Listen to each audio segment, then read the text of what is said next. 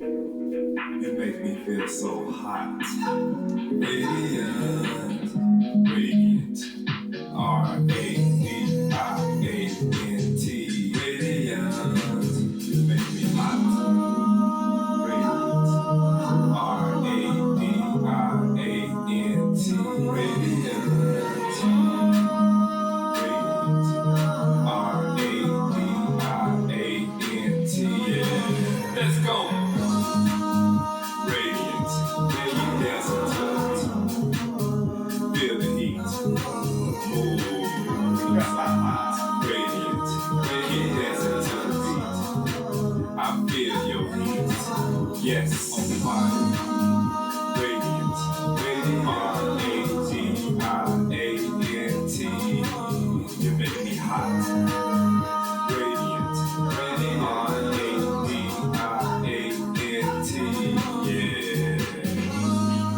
Make it hot. I like the way you move. Yeah. Make it hot. I like the way you groove. That's right. Let's go.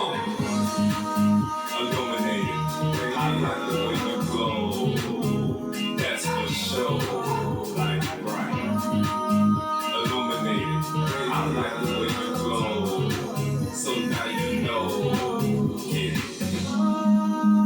Radiant. R-A-D-I-A-N-T. You make me hot. Radiant. R-A-D-I-A-N-T. Yeah. Let's go. Radiant. Keep dancing to the beat. Feel the heat. Move. You look so hot. Radiant. Keep dancing to the beat. I feel your heat. Yes, on fire. Make it hot. I like the way you move. Yeah. Make it hot. I like the way you groove. That's right. Illuminated. I like the way you glow. That's for sure. Like bright. Illuminated. I like the way you glow. So now you know. Yeah, let's go. Radiant. R-A-D-I-A-N-T. You make me feel hot. Radiant. R-A-D-I-A-N-T. You make me so hot. Radiant. R-A-D-I-A-N-T. You look so hot. Radiant. R-A-D-I-A-N-T. Let's go.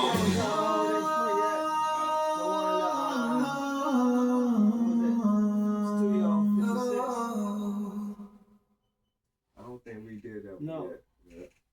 Good day, everyone. Good day. Welcome again to another episode of Freedom Stars After Dark. This is number 3. Yep, we doing it. On the studio. On episode, what was it? The previous one? Yeah. Yeah. The second Freedom Star After Dark.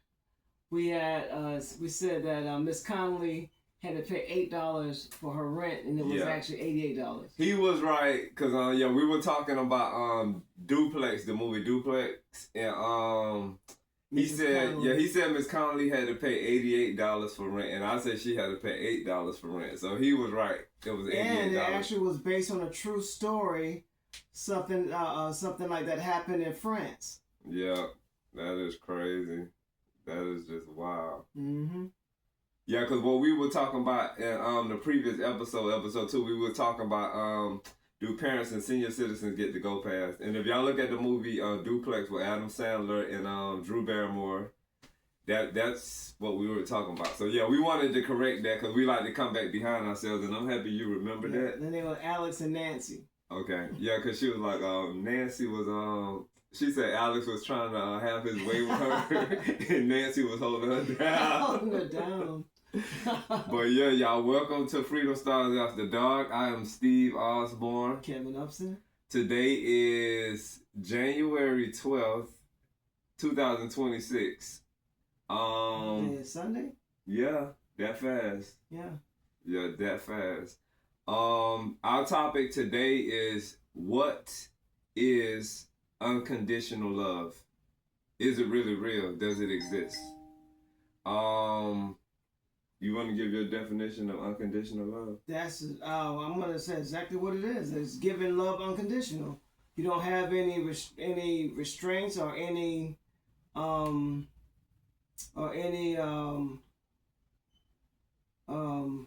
the word I'm looking for? Any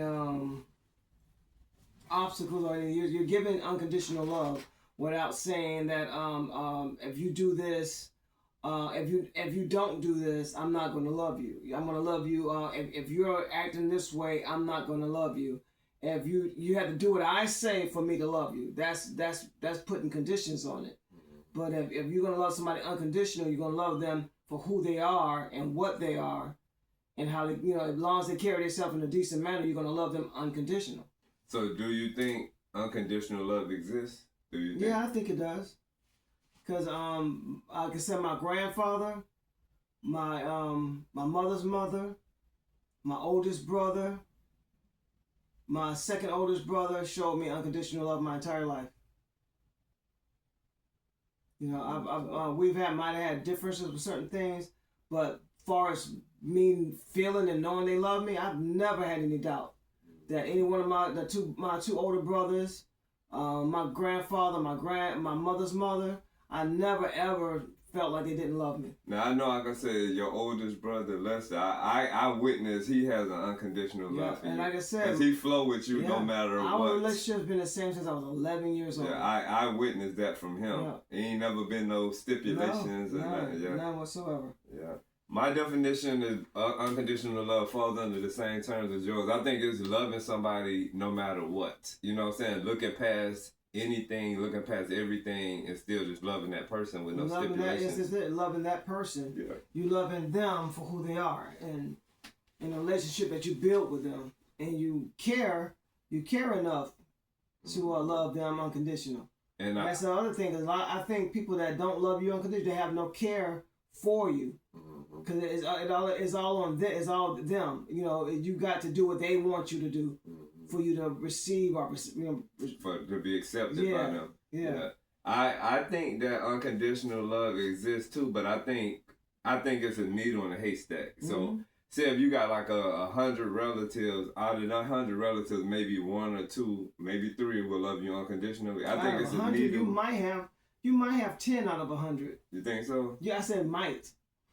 You might have 10 out of 100, because I think the more people, the more chances.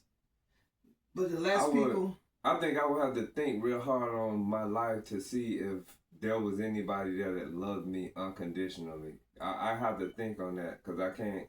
I know, I tell y'all my grandma was the one that shaped me, but my grandma still had, once the lifestyle situation came in, she wasn't with that. So it's like, that was not an acceptable thing for her. So it's like, I feel like unconditional love is like, okay, that's who you are, that's what you do, I love you anyway, you know what I'm saying? But it wasn't like that, So I would have to think hard to think if anybody has, in my family has ever loved me unconditionally.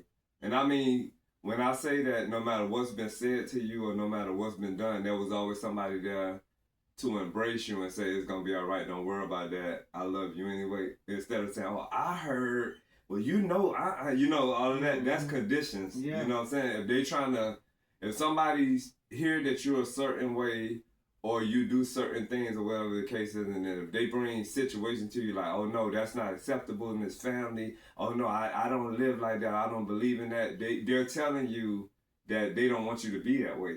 So that means that they're not accepting you fully. You get what I'm saying? Mm-hmm. Whereas in cases when we go to talking about white people and Anglos, we call white, instead of using the color, but every situation that I've seen where there's been situations where Anglos, they love their people continuously. I'm sorry. There's some cases where they have problems. Yeah, it's some people out there. Yeah, but for the most, they accept and love. It's more acceptance than non-acceptance. Mm-hmm. You know what I'm saying? Yeah. And that's where we're talking on open-minded subjects.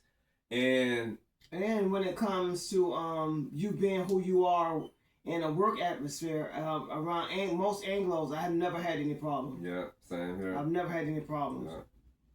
Yeah, and it's crazy because I think that. Go ahead. I think that as humans, as people, I think we love more conditionally than we do unconditionally. Yeah. And I say that because the way life is, when you say unconditional love, okay, so say for instance you got a relative that's a drug addict or alcoholic, a lot of us know in a lot of cases that's not acceptable because we know where that leads to. You might get a drug addict relative that might steal stuff out the house to sell it. Mm-hmm. So the conditions for that love has a condition to it because they're like, oh no, a Junebug can't stay with us because you know such and such and such and such. But unconditionally, you would still welcome that drug addict in your house, knowing that it's a possibility that they might rob, steal from your house. So I think that in a lot of cases, I think that people love conditionally. Yeah, but that's what common sense too. I think that there in that situation, that can be acceptable. Yeah. Because if that person is going to bring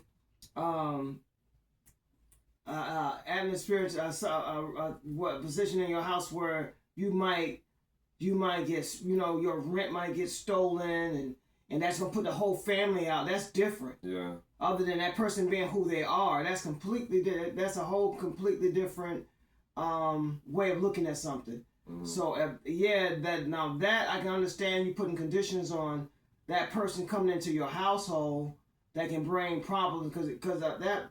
Now somebody can be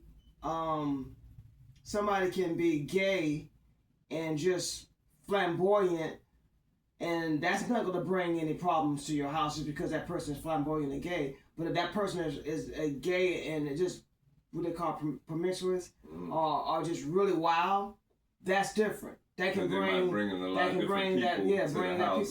So that I can understand. So like I said, there is some situations where you got to put conditions on things, but not on a person for being who they are. Now, if you're a whore and then that's just where you are, that you can't. That's just nobody's gonna deal with that. If you're a drug addict and you're out here doing drugs and you're stealing, nobody's gonna deal with that. That's hard. Those situations are critical. You can't deal with those situations in a household where there's other people and there's children. You can't have. But a person being who they are, kids know more than most people give them credit for. A child might not understand it, but they know that if a man is 6'3" and he's prancing around, they know that he's a soft a woman-like man. Yeah. A lady man. Yeah. A lady now, if he's a pedophile, nobody's gonna want that around them. Nobody's gonna want a pedophile around them. It's not you got a chance of getting killed. Being around a family with children. There's some things can be, like I said, some things can be acceptable, but there's when it comes to being unconditional, showing unconditional love to a decent person, that's just what it should be. You should, there's a difference between the two, and you should know the difference between the two, and apply where where it's necessary. That makes sense. And that's just to me. That's just normal. That should be something. Like you hear a lot of these podcasters down in gay people, and then they're just all standing on their tent, and then if you look in the mirror, you put the mirror in front of them, what do you see wrong? If somebody wanted to talk about somebody, look at you, you're fat, Yeah, because if you want to put somebody talking about their sexuality, if they're looking for a partner, and if you're married, your wife is going to think about laying down with a slob. Yeah. But yeah, I get what you said. What you said about that too. There's a difference in whatever. Everybody has a level. Everybody should have a level morality, on a level of consideration for another person. Mm-hmm. Yeah, because you can't condemn somebody that God. If you're supposed to be so religious and with God, you're going to condemn a creature that God made. God is supposed to know everybody He's made. And He loves every all His creations. Mm-hmm. So I'm not saying that even saying that, I guess God loves his pedophiles too, because He made them as well. And the crazy thing about there's not society is not going to accept that. Yeah, I was gonna say the crazy thing about it, how when you mentioned Christianity, the thing about that is that I think Christians' minds are not open enough, and I think Christians don't think deep enough, because if you think about that, God that created everything that's in existence, thing, snakes, how you just mentioned scorpions, how you just mentioned pedophilia, that God that's the creator of everything created pedophilia. Everything. That God created homosexuality. That God created blasphemy. That God is the creator of everything. Everything. That God did not let no other God light create within dark. its existence. Yep, you get what I'm and saying? Dark. And they said there was darkness first, Mm-hmm. and then He created light. Mm-hmm. And I think Christians just gotta really sit down and hit the pause button, because for me, as I gotten older, I feel like Christianity is partially brainwashed, if not totally, because it's like Christians only think so far. Then when you push them to their max, you know them get angry. You know what I'm saying? That also shows a lot of them get out of character. Yeah, that also shows you that a lot of Christians has a lot of mental problems more than the people they call themselves condemning. Yeah. Because they don't know how to love. Yeah. Because if you're supposed to be so Christian, you're supposed to be filled with love. Mm-hmm. So if you got conditions on your love, so that's something definitely wrong with you. And that's going totally against Jesus, because in the New Testament, Jesus was all about love. You know what I'm saying? And in that Bible, I never witnessed Jesus say anything bad about gay people or Jesus just taught love. So it's like, if you're a Christian and you don't fall under the basis of just loving no matter what, then I don't know. Christianity has got so many different mixtures in it. It's the only thing there is, there's good people and there's bad people, and then there's also evil people. So yeah, there's nothing wrong with any good person that if they have whatever their sexuality is, as long as they're a good person or as long as they're a good decent person, you shouldn't have any problems with them. Mm-hmm. You should have problems with people that have problems, that's murdering people, that's what they call SAing people. Mm-hmm. I'm trying to make sure I think about how to say it right. Start getting on and that type of unaliving people. Yeah. Those are the people that everybody should have a problem with. And then there's problems that we see every single day with that. And there's these young people that's unaliving people. So that goes from no matter what age group. Mm-hmm. So there's a lot of stuff that be considered with that when it comes to being conditional. Life is supposed to be precious and life is short. So yeah, you're supposed to love people unconditional. Mm-hmm. And what Christians don't realize, if they loved unconditionally, I think their churches would be more packed. Because a lot of them try to get you, oh, I need to help you save your soul and get saved. And I'm like, and then who are you to think that you're so perfect that you need to save somebody else's soul? Yeah. I know for sure in churches, I don't think unconditional love exists in churches. Like, that's where it should be in abundance, you know what I'm saying? And then whatever is spewed on you in church, you're supposed to take that out into the world with you and just love unconditionally. That's why I said people, I think we love more conditionally than unconditional, you know what I'm saying? Because it's just, everybody's different in so many different ways. And yeah, it's wild. It's wild. It is wild. That's and then they practice what they preach. The other unconditional love falls under how, we see this pretty much everywhere in all our lives where, a lot of females are very anxious and anticipate marriage. They want it, then a lot of men finally give them that day when he proposed to them and, they get their ring and then they have their wedding. Then somewhere down the line, the female wants a divorce. She done got tired of it. The majority of the divorces that I've heard of since I've been alive, I've never heard of a man, well, I can't say never heard of, but I've heard of more situations where the female wanted a divorce more than a man did. Well, you know that goes back to Kevin Samuels. His statistics says that there's more females is the ones that pursues the divorce than the men. And men try to work it out. Yeah, because females are ready just to go ahead and end it. So in a lot of cases, even with children. Yeah, I was gonna say in a lot of cases, I think when it comes to marriage situations, I think a lot of men, they exhibit more unconditional love than a female does. You know what I'm saying? Because when those two people standing in front of that preacher before their God, the creator of everything, and they make this promise for better, for worse, for sickness and health, to death do you part, and richer and poor, for better, for worse, and sickness and health. You know, all of that, you make those promises to your God, and then somewhere down the line, you break that promise with your God. So do you go to hell then, or how that go? Because if you stood there and you made that promise, that was saying that unconditionally you would be there no matter what, through thick and thin until the end, you will be there unconditionally. Because what I've seen when they divorce, you know, when most females get divorced, and you hear it in the headlines, such and such, all the different reasons.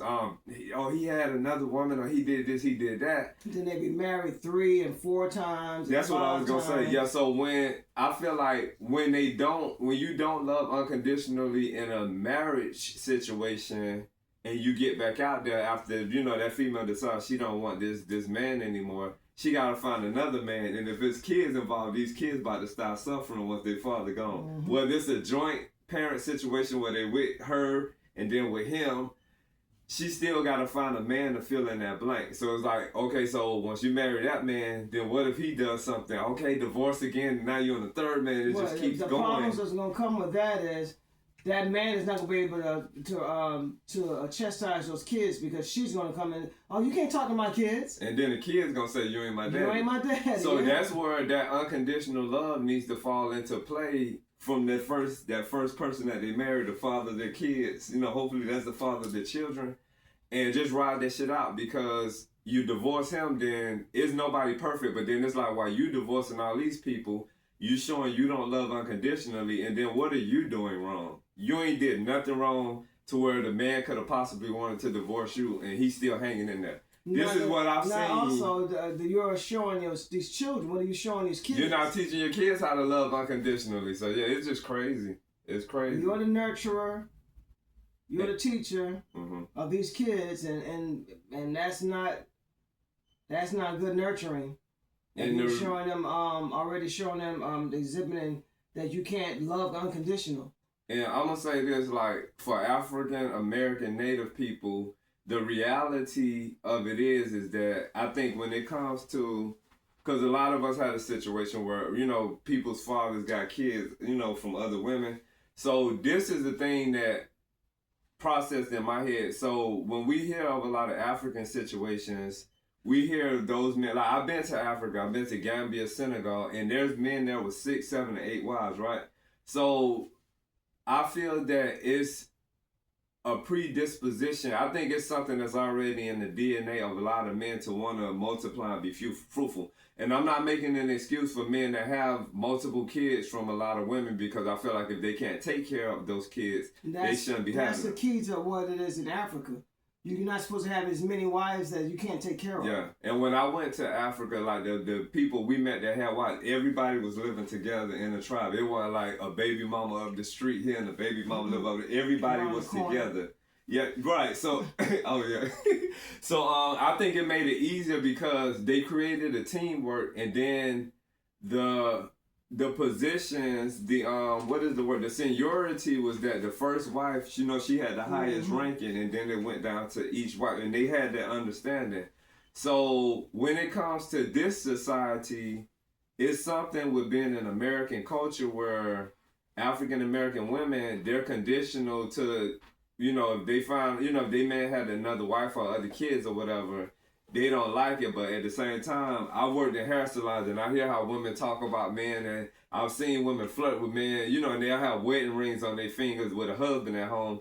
Then I've seen some women where their husbands were deployed off in the military and they was out here being hoes. I lived in Virginia. So yeah, I can tell you the 6 7 years I lived in Virginia, that's what it was. Yeah. And as soon as those men, if they was in the ships or in the army or whatever, when they go to deploy somewhere, that's it. It's a party. And what we do on this podcast, our goal is to restore a form of a balance to what's imbalanced right now. We go straight across the board with everything. We don't take up for more. What am I trying to say? We don't do things biasly. We just looking at it for what it is, and we not turning no blind eye. You know what I'm saying? Because in a lot of situations, I've been on some other podcasts. And we speak on experience. Yeah, and we speaking from experience. Yeah, I've been on some podcasts that it might be a female podcast, and she could be about lady empowerment to where I don't think she thinks about everything that comes out of her mouth, because she'll say some things that she shouldn't say, but for the woman empowerment, they just keep pushing, and you can hear the unfairness and the bias coming out, but I don't know what that is. But we try to look at things and discuss things from a more balanced perspective and from experience. So yeah, that's what happens here. And there's a lot of females that I call woke females that they understand what we're saying. And then there's a lot of females that, they still into that empowerment thing, like how they say Kevin Samuels didn't like women. Mm-hmm. And I don't think that that's true, because he considered himself to be a feminist. So any man that steps into the position of saying that he's a feminist, he's there to improve the conditions. That's what he was trying to, because he had segments where he was getting on men. Yeah. About everything from about cleaning themselves to about working. And how many hours they should be working, if they were working in the warehouse jobs and stuff. He got on men just like he got on women. Yeah. So yeah, it was just that some women didn't want to hear the truth. They didn't want to hear what he had to say. But there was a lot of women that did, because there was women that got married from listening to him. Yeah. But I think he was teaching. What he was teaching was to trying to teach females to love unconditionally. Because from his point of view, he was raised by a single mother. And he was raised by a single mother. Yeah, and then from his point of view, only child. Yeah, so and he was the father of a female. Yeah, and he had been married before. Yeah, and he was telling them about how it's bad to have just one child.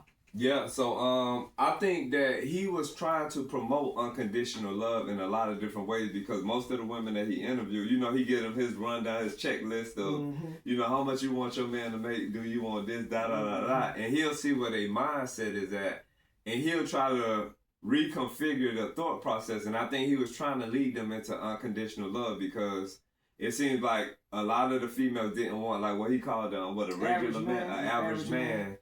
And love lives in strange places, so it's like while you looking for this $100,000 man, it might be a $40,000 man. This is an annual income I'm speaking of. It might be that $40,000 man that'll ride with you. Yes, and then speak to them every day that they just look over. Yeah, and it's crazy. So it's like from the get-go, a lot of people walk into things conditionally. So it's just, it's wild, man. But yeah, you have to think on that deep enough, because I've heard so many songs about unconditional love, and it sounds good and gets you lost in bliss. But the reality is that there's more conditioned and conditional situations than unconditional. And the sad thing too is that a lot of times somebody don't want somebody else until they get with somebody. To that same person that was trying to talk to them, they don't want them until they see them with somebody else. And then it's like when you see something that you can't have, that's when you want it. Yeah. It's crazy. So it is really crazy. Yeah. And I think any family member that would tell a family member that they'll disown them, that's definitely conditional love. Mm-hmm. That's definitely conditional and toxic, love. So you need to get away from that. Yeah, it's crazy. You love yourself. That's when you need to love yourself unconditional and get rid of that toxic people that's around you that's trying to put that conditions on you. Mm-hmm. It's crazy. And a lot of times it be that you might be down right then, and you need that extra help, and the only way you can get it is from them, and you got to condition yourself. You got to break yourself down to be around them to get the help that you need. And then sometimes some people might not know no better. That might just be what they mind, and they haven't broken their programming yet. You know what I'm saying? From childhood up until, you know, if it's a relative. But a lot of times I've seen it that that person needed that help, and that was the only way they was able to get it, is being around that person with that nasty you know, putting them down because of who they are, and they had to change themselves to get the help that they need. Yeah, it's crazy, man. But yeah, that come down. Yeah, it's just things go through your head, and you know, I heard so many things about unconditional love, and you know, you think like, wait a minute, it's more conditional love than unconditional love. And yeah, I think it's a lot of things we don't think about. We get caught up in the rat race of life, and you meet people, and and which is that should be enough, because you got to go through enough in life to just to cope and to function. And then try to have people around you, have people in your circle, and these people in your circle giving you more problems than the world people, is. Yeah, and it's crazy, yeah. And I guess when you think about you know, the what is it called, the EEOC or something, Equal Opportunity Employment. That to me, whatever that organization is, that had created a form of unconditional acceptance. I from my experience with them, that place was garbage. When I had a problem where I worked at. Oh, you talking about the EEOC building or EECO building, something like that. Yeah. So what I was saying, I know what you're talking about. You can go ahead and say that. Yeah, I went there, and this woman was this African big. Was that the Better Business Bureau? No, okay. It was the EEO because it was down here in Atlanta. Okay. I walked down there, and she reminded me of Della Reese. She was that big. She was real tall. She was big and loud, and I'm telling her what the situation that happened. Well, it sounds like you just angry. Yeah, I'm angry because I was fired for no reason. Because this Anglo manager telling me not to, you know, I couldn't, he didn't want me to give this person a reference, which I didn't, but the person called, this person, I was on the phone with somebody, they called them on the phone, and they were talking two-way, they were on the phone with somebody else on the phone talking to me, and that's not even supposed to be legal, and a person ended up listening to me talking to me. I said, well, you was a key, you know, you was a manager, you was a key carrier before I was. I was like, how can I give you a reference as like I'm your manager? I said, you need the other two people that was over us to give, you know, to do that. And they still took that conversation that we had and put it down that I gave him a reference. Oh, I see. And then he ended up seeing the paperwork, whatever they said, they falsified, saying that I gave him when I didn't. If it was recorded, if the store had it recorded, you would have heard the conversation. But he didn't even care. It was just a fact. And then on top of that, this man was stealing from the company. That's how he got fired. So I went down and told, you know, I went and told, you know, because then he tried to stop me from getting unemployment and everything after he fired me. That's crazy. And now all that was illegal. So I went, you know, to EEOC building. And you know, I told her everything that happened, and I was like, she could have called the company. Nothing. It didn't even go that far. She didn't even. You think it's because it was our race and it was a female? Yeah, it was our race and it was a female, and I was an African American man. Yeah, and you was a young man. Yeah, and I was young. Like, you can go out and get another job, which I did anyway. By you being young, she probably wasn't taking you serious, but I think had maybe an Anglo came in there at your same age. Well, you were like in your 20s? No, I was 30s. My 30, at least 32, 33. So I think had an Anglo came around that same age, she would have took it more serious because of the race factor. And she would have handled professional because she wasn't professional. Yeah. But what I was saying when I brought that up, do you remember how like people wouldn't be able to get jobs because of their race, their ethnicity, or their gender and stuff like that? So I was basically saying that equal opportunity employment. I meant to say EOE, not E. Let me see, you got. I forgot what that was. I know it was like 4. You know what? Let me look it up. Either EEOC. Because, yeah, I'm going to tell you what I was saying. Hold on.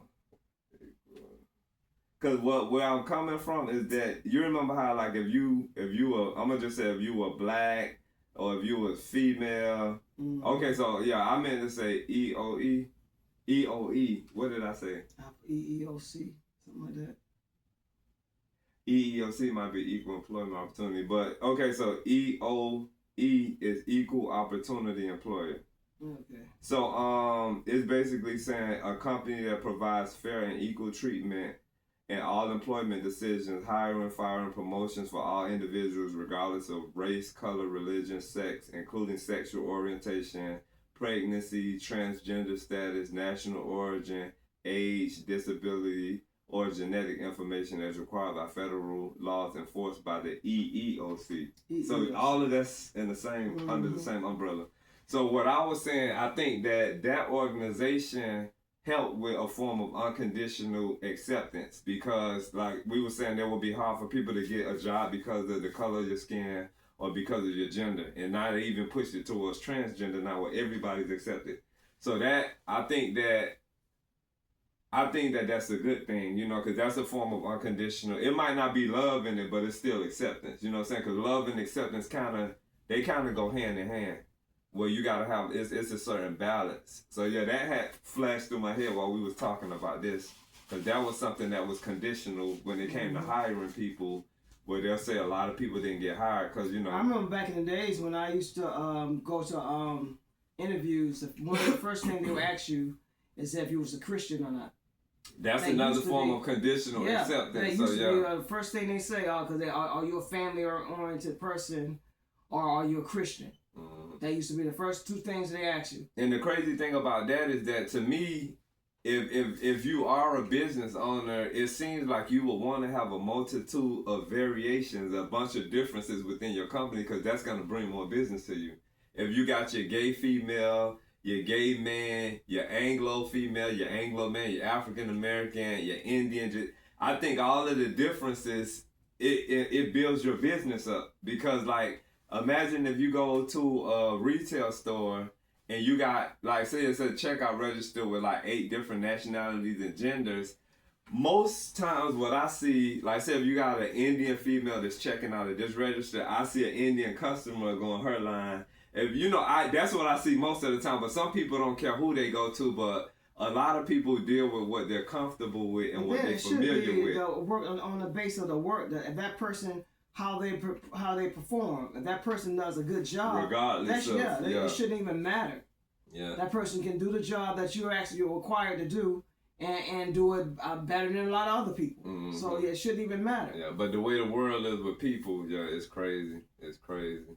You got so many people that's not even and they don't like themselves, that they look at other people and they try to find something about that person to make them feel good about themselves. They got to put down somebody else to lift themselves up. So that's the problem that America has a lot of.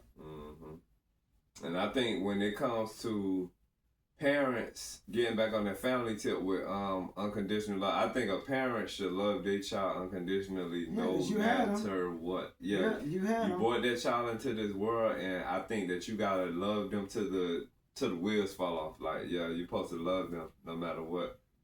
And what really sickens me is when you have siblings, you have siblings that can gravitate to other people to more than they gravitate to you. Like they all have they were like, if there's, let's say, a gay situation when you have a brother, they'll go to all these super gay people and pretend to be their friends. When they got it, and they have gay people in their family, and they dissing them, but they over here partying and everything with this gay person. So I think that's something mentally wrong with them. And then later on in life, they want to call themselves coming back and coming into your life. Yeah, it usually be a later on in life part when you got situations where your siblings are more active with other people and you're right there. You know what I'm saying? And it's just, that's why, I learned that you got to just stand in your spot. You got to stand in your truth, and whether they come around or not, that's up to them. But when you see it for what it is, they done showed you who they are, They really did. And then what happens in a lot of cases, those people that they go cater to, those people that they go buy, those people that they pay for to be around them and all that, somewhere down the line it don't work. Something happens. Stab them in the back, and then the next thing you know, here they come back in your face trying to, weasel their way back in your life. Because I'm familiar with that, what you're saying, with like having, siblings that entertain and cater to other people, and then they're not who they should be or how they should be with you. I'm familiar with that. So yeah. But those people, like with you being a sibling, all of the stuff that they had to do to keep them other people in their lives, they wouldn't have to do that with their sibling, because that's the sibling. You get what I'm saying? You're showing them unconditional love. Yeah, you gotta. They're not doing the same thing. Do cartwheels and accommodate them and throw parties for them and you know what I'm saying, be certain ways that are extra. When with your sibling was gonna love you no matter what, especially if y'all made it through other things together. But yeah, it's just crazy with that. But that's a form of, what would I call that? That's some kind of reverse conditional love, because they went outward, you know what I'm saying? Instead of coming inward. But yeah, it's crazy. But that's the type of energy you do not need in your life. Yeah. And when people stand in their truth, you got to stand in yours. Treat them just like you treat a stranger. You got to stand in your truth. They're treating you that way, so show them the same respect, the same love. I'm familiar with that, so yeah, it's crazy. But life is what it is, and we everybody living to strive for that happily ever after. And what else? We touch religion, we touch family. I'm gonna say it goes with friends too. That's where my mind is at. Because I'm gonna say with friends, I don't use that word. I don't use that loosely. I don't friend people easily. I don't let people just easily come into my circle saying that they're my friends because they can smile in my face. It's a thin line that you would, when it comes to friendship, because that's just like a relationship. Because if you bring that person into your circle, you bring that person into your house. Because if your household is already humble and filled with love, you don't want not one drop of negativity coming in there to damage that that circle that you that bond you have in your household. You don't want nothing to shatter that. And that person, that outside person, need to be just as equal and just as well-rounded as your household, that nucleus that you have in your household. Because anything different from that is gonna cause nothing but problems. And what I was gonna say, in my life, I can't say I had a multitude of like friends. And when I say friends, I'm talking about friends, not acquaintances or associates. I've only had one person in my life that I ever considered to be a real friend, and that person died with cancer and didn't know it. I think that. Sorry to hear that too. Yeah. And I think that on the friendship level, we both knew each other's family problems. We both knew each other personally. We knew everything about each other. And we knew what the struggles that each other was going through, and we would sit and talk, we would smoke, we would drink, and we'll try to help each other out. Maybe you should try this, or maybe you should do this. You definitely need to try to get on your own. That's how we were until I was the first to move away, and when I moved away and got into a relationship and started building my relationship up, I started losing people. And that's just a part of life. I started losing people when I started losing people that I wanted my person to meet, that's when, it's just going to be us. I think that with the friendship thing, when we talk about unconditional love, I think like for the small amount of friends that I had, I want to say that I probably got unconditional love from friends more than anybody. Yeah. Because they never looked at me side-eyed, or they never said everything except for this, or so I gotta, and that's crazy. Because I haven't had a lot of friends in my life, like where I say friends. The best example was Robert.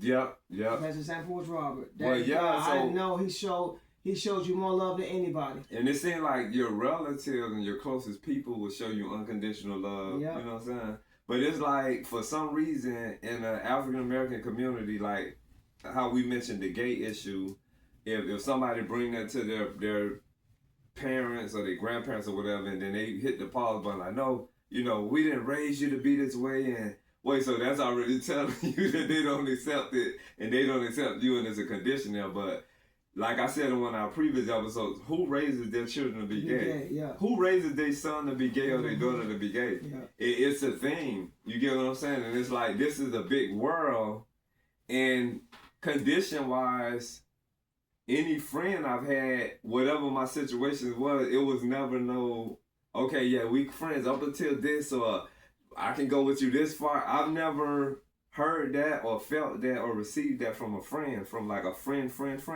Never. I've had somebody that called themselves being a friend that was in my life for almost 10 years. And we've done, you know, I can say that I've helped him out. He helped me out. He has went as far as helping me get a job. You know, I was there working at one place, and the store was closing down, and he told me about opening the job, the place where he was at, because he was about to leave. And I came over, I took over his position, and I went past his position, you know, before he even left. And was making more money than he was. Yeah, making more money than he was when he was there, and then he couldn't believe it. But then time goes on. I moved away from that company. He went back to school. He done got a job at another place. He still goes back there. He goes back to the same place that treated him like shit. And see, yeah. And tells him where I'm working at. And how did you go to the point where you bring me into your shit? Yeah. You know? And what I'm going to say, that was the first thing that showed me what kind of person he was. From me being in Georgia, what you just said about people going back to visit their old job, I had never heard of that until I moved to Georgia. And I've been in Georgia now well over 30 years.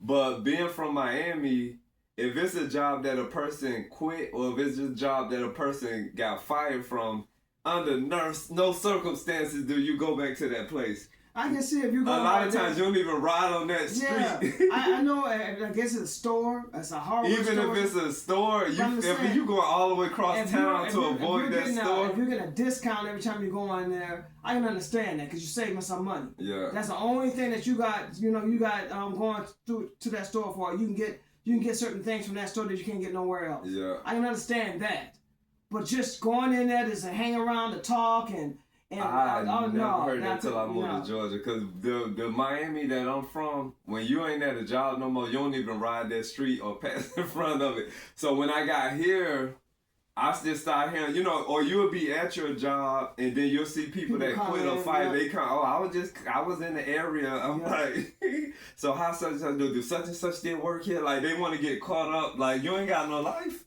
You can't go find out what's going on here. Yeah, that's like, you supposed to give the middle fingers and, keep it moving. Like, but when I got to Georgia, I was seeing that so many places, even shops that I worked at before, having my own. People would come back to that shop to get a haircut or get their hair done. I'm like, the owner and y'all got into it, and I don't know if they come back to be nasty or malicious but yeah, I had not heard of that until him. Then when I know what you talking about. I'm like, he's still going back to visit this place. Mm-hmm. And they shit on him. They underpaid him. Yeah, and shitted on him they talked about him the whole time he was there. They even went as far as saying he was crazy. That was wild, yeah. So I guess maybe when a person do that, I don't know if they ain't got no life. Yeah, I don't know. I don't think he did. I really don't. Yeah, you don't go visit no old jobs, unless you're trying to get back rehired. I don't know. I don't think he really had no life. But yeah, that is crazy. That is crazy. Wow, that's crazy. But yeah, this was a good episode, and I'm happy we was able to talk about that. And as usual, when our shows are over, other stuff come to us that we be like, oh, we didn't mention this, we didn't mention that. But yeah, I feel like we touched a lot of topics on things. I can say I know where I receive unconditional love from pets. Every pet, dogs and cats. They love you unconditionally, unjudgmentally. You can look in their eyes, and a dog do not judge you, and show you nothing but love. Now, so if animals can love unconditionally, what the heck wrong with humans? Mm-hmm. Cause we supposed to be the superior species. Yep. if a dog can love you unconditionally, or a cat can love you unconditionally, or a bird or a goldfish, what is wrong with humans? Some people have snakes. Yeah, what is wrong with humans? Like, that is crazy. Yeah. That is really crazy when you think about it. I want to say superiority complex that some people have. Some people think that they're better than other people. They put themselves on a higher platform, looking down. Or there's that thing where they feel like they can look down on somebody. Yeah, that's crazy. That's what a lot of problems, especially when you see people, when they hear them talk about when they're religion, they call themselves being Christians. They call it, they think like because they go to church and they're supposed to be this big part in community that they can look down on other people or tell you what's wrong with you, but there's all kind of stuff wrong with them. I usually get that from females, like, yeah. And then the crazy thing about men like that too. Yeah, it's men out there too, but I've encountered, religious-wise, I've encountered more females than men. Any man that I've encountered that was religious is because their wife was pulling them to the church. But, he wasn't like, what they call him, a Bible thumper or nothing like that. I've got most of that from women. I don't think I know too many men that were like super religious. Well, I know if you look at these podcasters, there's a lot of Christian podcasters. Yeah, if you get on that podcast where it's so many men, I'm like, is he serious? Yeah. But I think most of the men that I've learned from or encountered or been mentored to, they've been more spiritual than religious. Cause like my uncles, none of them were big church people, and you already know Junior said, yeah, none of them were big church people, but they had a spirituality about them. I've met more Muslim men that was more kinder than Christians were about anything, any topics you want to talk about. Yeah, I agree with you on that. Yeah. Like when I was going through that problem, I had my brothers living with me, and they were. It got to the point where, like I said, we all lived in the same place. And even though I was the oldest brother, most of the responsibilities fell on me because they wasn't responsible adults. So when it came down to like saying how much we're paying rent, how much money that everybody needed to pay for rent, I had them down to $117 a piece. Mm. And then there were the money where they supposed to put the money at. I goes there to find the money, it wasn't even $100 there. And there's 3 of them and there's 1 me. And like, what's going on with y'all? What are y'all doing? So it got to the point where I was like, okay, well, we're gonna all have to go our separate ways because I'm not gonna constantly. I'm not here to be your father. We're supposed to be living here together. So I go out and then like when it got to the point where I was actually trying to because I had to find out the last minute that I had to come up with more money than I was expected to. So I was trying to find a way of getting this money up, and a lot of conversation I had was with Muslims, and they were like, you're in a different position, than most men are. You're trying to be a big father. You're trying to be a father to your brothers, and blah blah blah. They were more other than how Christian men were talking to me about the way they were talking about the situation with my brothers, and they just need to get out and all blah. When the Muslims was trying to keep unity together, the Christians were trying to tell me. And you notice that Christians, they break things up easy. Yeah, that's all I was hearing. That's all I was hearing. And then I seen that in my life. There was a church that I went to, and this church was going to actually give me the money for the rent. But by the time I made it back home, everybody had done pretty much dispersed. And I was like, well, I can go on my own now. Yeah. So I don't have to worry about it. And the crazy thing about unconditional love, this is probably the biggest thing I'm about to say since we've been doing this podcast episode. Going back to that God that created everything, like you said, all of his creations, everything that God loves, right? The unconditional love from the overall creator of everything should have no stipulations, meaning everything that God created, that God accepts, which means the word hell, the fiery place where you burn for bad people, that shouldn't even exist. Because just think about the God that created everything. That God has to be unconditional love. If that God has a conditional love, You get what I'm saying? That makes They say here you get what I'm saying? commandments. They have these commandments that you're not supposed to break. But okay, so let me see how I can make sense of it. Okay, so imagine, say this set that we got here, right? I'll put a lot of things here that I know that's gonna interest you. Like you see the lava lamps with the little bubbles here. Then you see the static bulb and the plants, and there's a lot of things in here around you, right? My first commandment to you, even though I got all these things around you, thou shalt not touch. You here with all of these things in your face. Why would I do that to you? It's like tempting. Yeah, or say if you like cookies, and I put cookies on the table right in front of you, and I say, thou shalt not eat sweets, but I provided you with the cookies. If that God is unconditionally loving of all of his creations, because it made everything, every type of human that exists was created from the overall creator. Every decision that we're able to make, those decisions and the outcomes were created from the all-purpose, the all-knowing, the omnipotent, whatever you want to call it, that God, right? So if you go in the store and you steal a bag of potato chips and a soda because you're hungry, that God made theft. You get what I'm saying? That God created everything. Everything that exists in this universe, that God created. Everything good, everything bad. All knowing. Yeah, so even with all seeing, all knowing, that they say God knows what you need before you even need it, right? So why even pray if that God already knows what you need before you need it? That God gonna be like, okay, on Monday, John Doe is gonna get hungry, so he's gonna steal potato chips. That God knew that you was gonna be hungry. I'm not endorsing theft by no way, but I'm just saying that God knew that you was gonna be hungry and you was gonna go in the grocery store and steal potato chips and the soda, right? So according to the laws, like you said, that's sin. Thou shalt not steal, right? Why is it possible for you to steal? It's confusing. And then if you don't seek repentance or ask for forgiveness, you're gonna go to hell when Jesus already died for your sins. Somebody sacrificing their life for you to be able to for your sins, that's unconditional love. When you got somebody that died for you, that's unconditional love.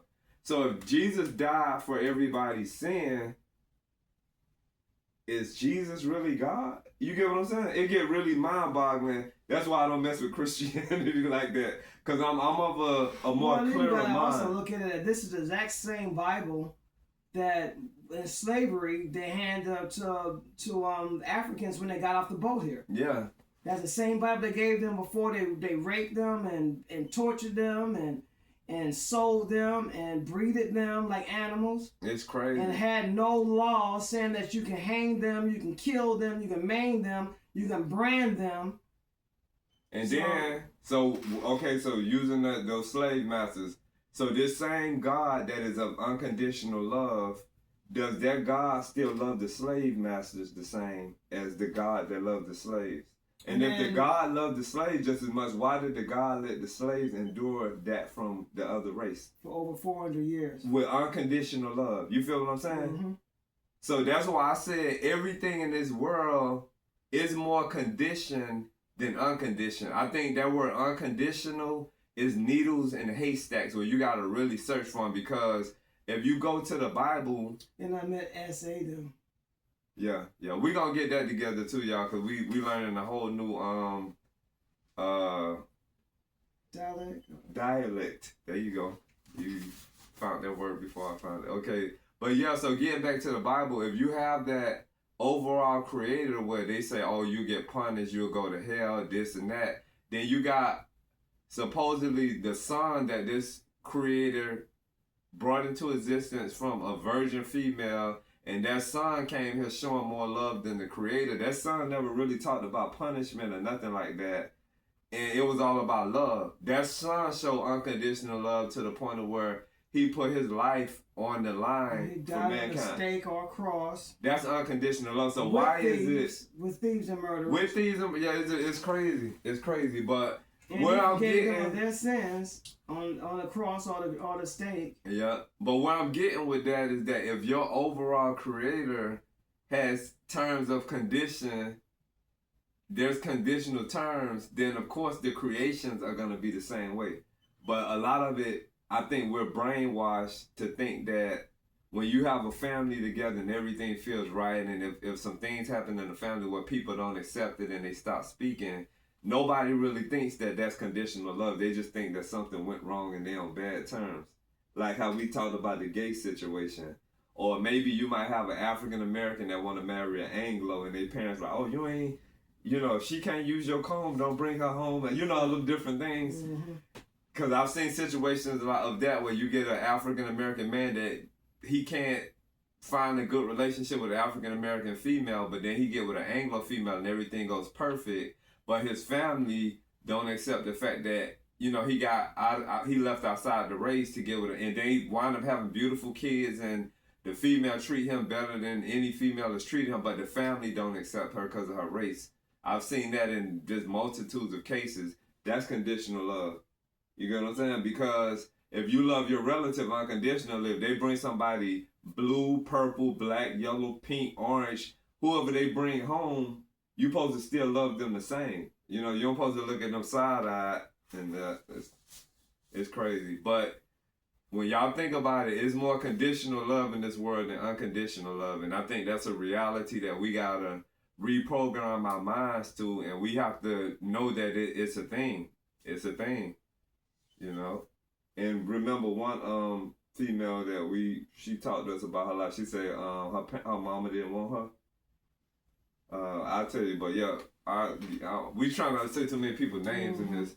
But yeah, she was sad because she was telling us a situation that her mom didn't want her, and that's conditional love from the get-go to where that's hard. That's really hard to take too. And that's a child. You're really destroying the child. Yeah, when that happens. I don't know what. That's a extreme kind of conditional love, because you brought that child into this world to not want it. The worst. They pass through you. For a mother to not accept the child. Yeah. And it's not a situation where the mother was great or R8 or whatever word they use. Yeah. But she just, I don't know. But yeah, it's so many things, man. It's so many things. And like I always say, no matter what we've been through, no matter what our situations, our circumstances are, we still got to strive to be the best people that we can be. That's right. And this is the 50-something-year-old, me that came to that realization. But that don't mean you have to act like your experiences didn't exist, and that doesn't mean that you can't talk about them, because I think through talking, I think that's a form of therapy. Yeah. Therapeutic. And it don't have to be, a discussion that you're having with somebody for $100 an hour, somebody that got their PhD or their bachelor's. $300 an hour. Huh? $300 an hour. Oh, that's even worse, because 3 hours is $900. Yeah. But yeah, unconditional love does exist. It might be rare. It's there. I think it's small. Yeah, it might be rare, but unconditional love do exist. Yeah. I agree. And when you do find it, you need to cherish it and hang on to that person. Mm-hmm. I think that therapy thing is just talking to that person that you're comfortable with. Like you said, if you got a best friend, or if people gonna be in the world, and then sometimes it might actually be a podcast. It might be the comment section. It might be you tuning into somebody's podcast. It might actually be a movie, because art imitate life in a lot of instances. Definitely true. Yeah, that therapy is definitely needed, but I think that all of us go through the same things in different ways and on different levels. You know what I'm saying? And if somebody's willing to share life lessons and life experiences, you can't beat that. You're not paying for it, just listening, giving your time to listen. Because there's gonna be something that you get out of it. There's gonna be something that you get out of it. And even if they might be saying something that you don't want to hear because of your programming got you so fixated on, what you believe or what you think to be right, you know what I'm saying? It's still going to be something that you can get out of it without having to necessarily just be like, oh, F them, you know what I'm saying? You're not going to agree with everything somebody says, regardless if they're right or wrong. You're not going to agree with everything, but if they're touching situations and they're talking about situations and they have a strong opinion with it, and it seems like most of the time that they're right about some things, it's worth listening to. Mm-hmm. Cause we done learned a lot from listening to different podcasts. Like, we don't really even look at TV like that no more. Cause it's like, I like today's technological age where you can actually pick what you want to watch, and then after you had enough, you could stop it. Yeah. And it's not like, remember how back in the day you had to see watch programming. Yeah, and it came on at 8 o'clock, and you had to be done. If you missed it, it wasn't coming back on. Programming. So so I like the way this new era came about with that, where we can zoom in and absorb things that align with our energy. You know what I'm saying? I like that part of things. But yeah, you can watch a variety of podcasts. You don't have to just watch one. You can watch a variety. Get something from this one. You can take something from that one. Yeah. And then if you look at it, a lot of podcasters, I've known from listening to other podcasters, some people have been listening to our podcast because if you look at the dates at the times that we said I think it's the thing that happens. You look back at the dates when they said them, okay, that we already covered that. We covered that months ago. And Kevin catches that a lot because, like, okay, say for instance, like this podcast we doing now based on, unconditional love. So what'll happen, today is Sunday, right? So maybe say tomorrow or Tuesday, we'll see somebody that'll have a show on unconditional love. Kim be like, hey, we just did that. He catches that more than I do. So yeah, it's like we'll make a show and then somewhere down the line we'll see something where somebody just made their show and they just posted it. They might have a bigger following, but we did it first. Yeah, they just posted it like 2 to 3 days after we posted ours. So yeah, Kel, he catches that a lot. Like, he catches that a lot. Well, that made me think about how you say they might have a bigger following. That made me think about how mainstream dips into underground music, and they take ideas and stuff from underground music and they use it, and that made me think about that. But so I think as long as it's serving the greater good. Yeah, but we're being original. Yeah. Now that's the thing about us. Yeah, we create. Yeah, we are originators. We're creators. We're not looking on podcasts and coming up with their stories and making our own parts to go with them. We're sitting down together and it's like, well, what about this and what about that, and we're just turn on our recorder and we record. Yeah, we sharing life experiences, and because we noticed, like, within the podcast world, there's a variation of podcasters, and you got, some people we see reactions. Yeah, they'll play somebody else's video and then they'll just talk about that. But I mean, they're giving their version of what they think based on somebody else's video. But I'm not judging any podcasters, but I think it's more that we can learn from that person if they actually share their life. You know what I'm saying?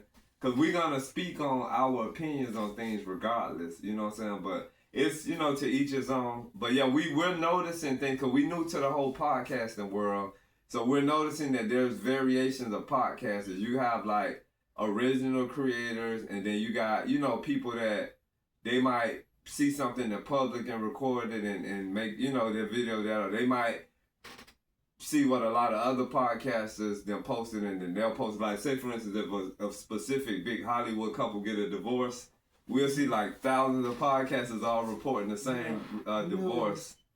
Yeah, so what's going on in the news? Yeah, but to each his own. It's still things that we learn. When we tune into a lot of those as well. But yeah, we learning the variations of podcasting styles, or news. Yeah, because some people look at news on TV and then they bring it into their podcast. So, but yeah, to each his own. There was one that we talked on because I think everybody goes through that bullying on the bus. What happened to a young man on the bus? Yeah, we did do that. Yeah. Because everybody experienced things like that coming up on a bus. Is not to the extreme, but a lot of times there was nobody there to interact. You just had to deal with bullies on the bus, But the thing about how we discussed that wasn't our headline topic. That just fell into our conversation. Yeah. So it's not like, we want like, coming up, on our next podcast, little Tommy gets bullied on. That wasn't how it just, it was a thing that we talked about. So yeah. And like I said, also that, everybody experienced that at one time or another on a school bus. You got bullied, and it probably, like I said, it wasn't to the extremes, but the cops involved, but you got bullied on the bus, and nobody came to your rescue other than a friend or something if that happened. And I think it's necessary sometimes to make reaction videos. Like, say for instance, if you got a racial situation going on with a certain company, like I'm gonna use I don't know the whole thing behind when Oprah, they wouldn't let Oprah in the store that time. Remember, because they said they were closing or whatever. Yeah. Whether it was racial or not, like say if it was a racist situation because of the color of her skin, I think something like that is necessary for a lot of people to broadcast it to know about that company. If the company was in the wrong, to let them know, hey, you know, this is what happened with Oprah. I'm just using that as an example. I don't know the whole story about it, but, you know, I thought that they were closing and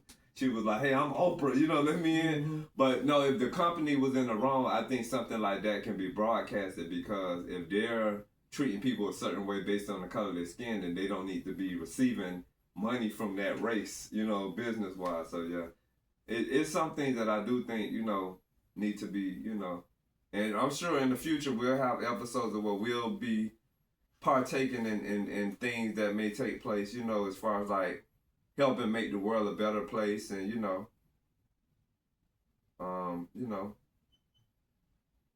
But until then, I think we Thanks again for all the likes, the shares, the subscribing, and the watch hours, all the cash apps and donations. We appreciate you guys. And we're still working towards getting on what's it called, live Streaming. Yeah, and then we got Brian. If you're watching this, we haven't forgotten about you. I sent you a message. Yeah, cause we finna get into what we're finna do. Interact with. Yeah, we finna interact. Y'all, we finna step out on some new. It's a lot that's about to be learned, cause this is the new. It's finna be new for us. But we haven't forgotten about you, Brian. And there's some more people to it. Other people, I got y'all names written down, so we'll, you know, go down a list of things. But since we've started this, there's a lot of people that have been sending messages about interviewing, and that's when you have the separate boxes on the screen. So that's gonna be a different feeling. And then with our music, I've lost count with how many people want to do collaborations, and I don't know, like it's so many. Wow. It's so many people that want to make collaborations with us musically, and we doing what we can do, cause everything. I pray that we're able to see everything through with everybody that has reached out to us and sent us messages, and yeah, we're more than happy. We have people from the country music to rap music to metal music to R&B to rock. Every genre of music, we got people wanting to do a collaboration with us on some level. Like, it's crazy. It's a good feeling too, cause that it says a lot about what we doing, you know. And just it's a lot of Anglos and Africans and just everybody, Indonesians, and yeah, it's crazy. It's crazy. But until we meet again, much love to everybody. Yeah, we appreciate y'all. And let me see if I did everything right here, cause y'all know how I do it. I did it. You make me feel so hot. Radiant. R-A-D-I-A-N-T. You make me hot. Radiant. R-A-D-I-A-N-T. Radiant. R-A-D-I-A-N-T. Yeah. Let's go. Radiant. Radiant dancing to the beat. Feel the heat. So hot. Radiant. Radiant dancing to the beat. I feel your heat. Yes. On fire. Radiant. Radiant. R-A-D-I-A-N-T. You make me hot. Radiant. Radiant. R-A-D-I-A-N-T. Yeah. Make it hot. I like the way you move.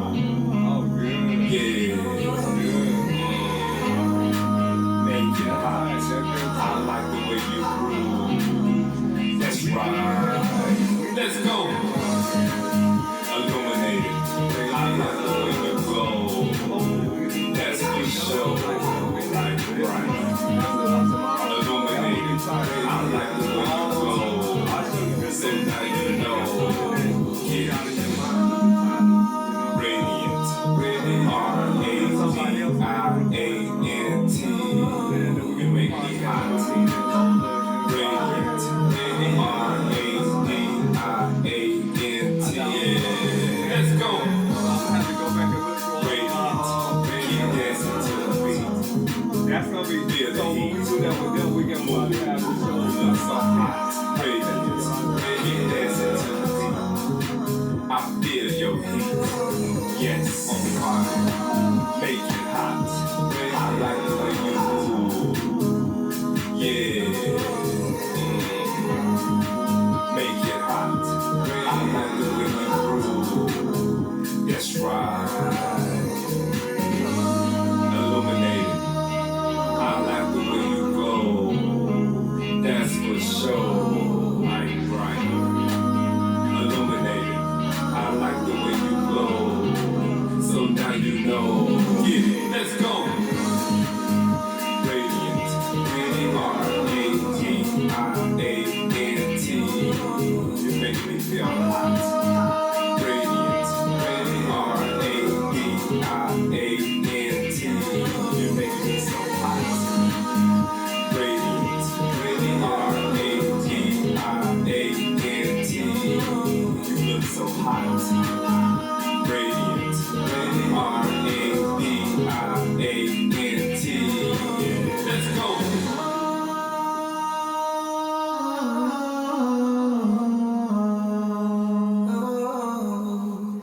Appreciate y'all once again. Everybody have a nice day, have a nice evening, have a nice life. And then, I was doing good. if you happen to see that video to Radiant, that was very clever the way Steve put that together. It was like Charlotte Webb. Oh yeah, y'all check that out. That's on our channel. Y'all know we got so many different videos. There was hints throughout the video, like there was Charlotte Webb. Now that was Kev's idea, and I carried out the visuals. So it was a teamwork effort, and I like the way we do things. So yeah, he was like, Radiant was one of the words that Charlotte Webb learned from the pig. who was Charlotte was the one that was spider. spinning the web. Yeah. For those, because I think a lot of these new people, younger people might not know about Charlotte Webb. Charlotte I think they They made a remade new cartoon. I've seen a new cartoon on this. Okay. But yeah, And I think that's one of the books that I know they used to have a selection of books that you had to read in reading class. In school. They still got reading class. Yeah. Hopefully school done got better than it used to be, but I don't know.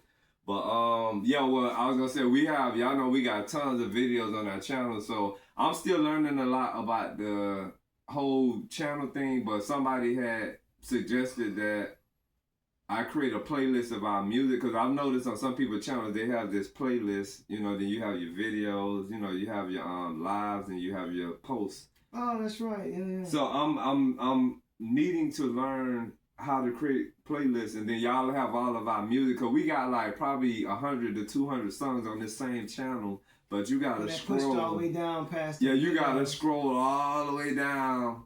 And what I'm gonna say, because I get what Erykah Badu said, I'm an artist and I'm sensitive about my when y'all go, because some people that went all the way to the very beginning, that's where I'm really like, because that's when you rusty, so I'm kind of I'm kind of tender about them beginning times. But from them beginning times, as you go up, you'll see the progress, and then how stuff got really fiery and on point. Like where we are today, I'm so satisfied. But your beginnings usually are rusty and like, yeah. And I'm pretty sure it might be a lot of singers and stuff like that. They look on a lot of their old moments stuff. where you're more fatigued than one day, and you don't project as much as you want. Yeah, but that was the beginning. So yeah, the whole thing to me was like, oh, I used to sound like that. But then you had to start somewhere. Yeah. So, but I'm proud of it, and I feel good of it, because it brought us to where we are now. So yeah, even with the podcast, remember when we first did our podcast? Yeah. And y'all remember I used to have shorts on, and then the top part would be, then they'll see the, and I didn't care, you know what I'm saying? Because I know we had to start somewhere.